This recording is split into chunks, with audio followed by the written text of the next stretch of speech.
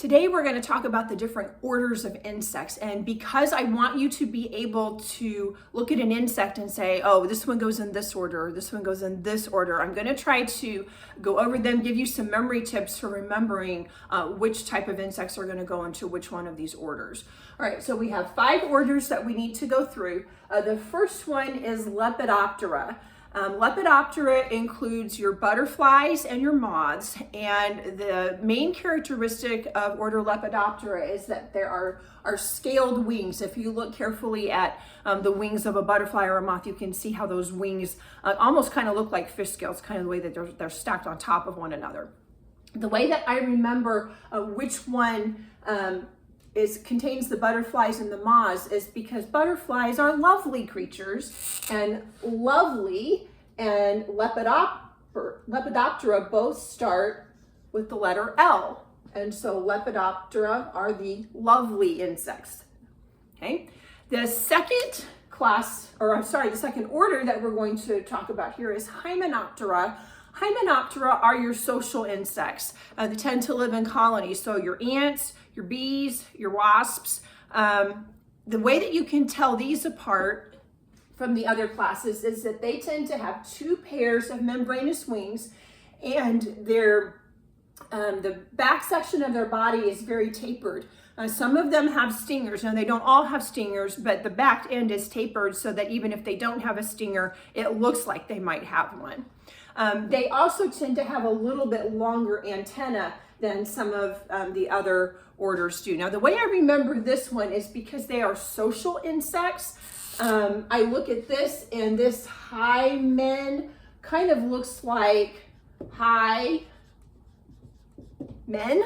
And so I kind of picture the ants or the bees walking around, and because they're social insects, they wave at each other. They go, hey men, hi men, how you doing? Okay, so they're social insects. They say hi men to each other. So those social insects are the ants and the bees and the wasps, okay, live in colonies with each other. They're excited to see one another, okay?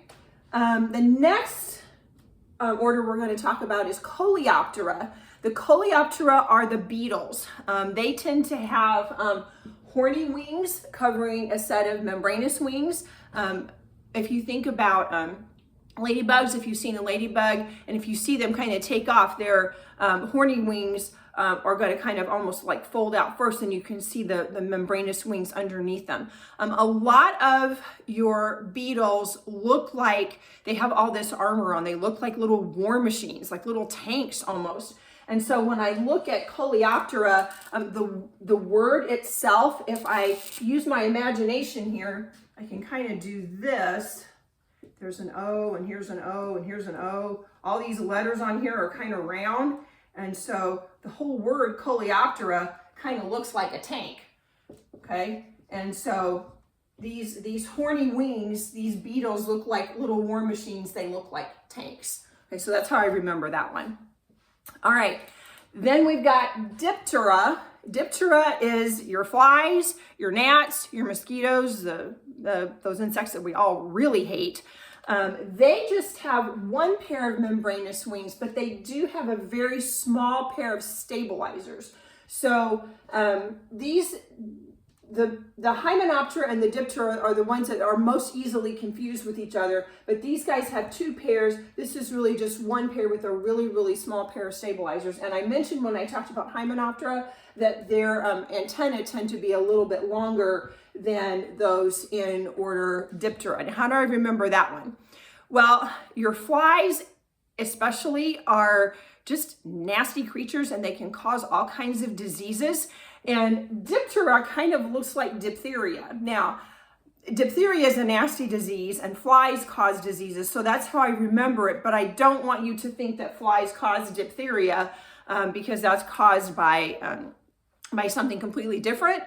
But it's the association of the word that helps me remember that the flies and the mosquitoes are in this nasty class.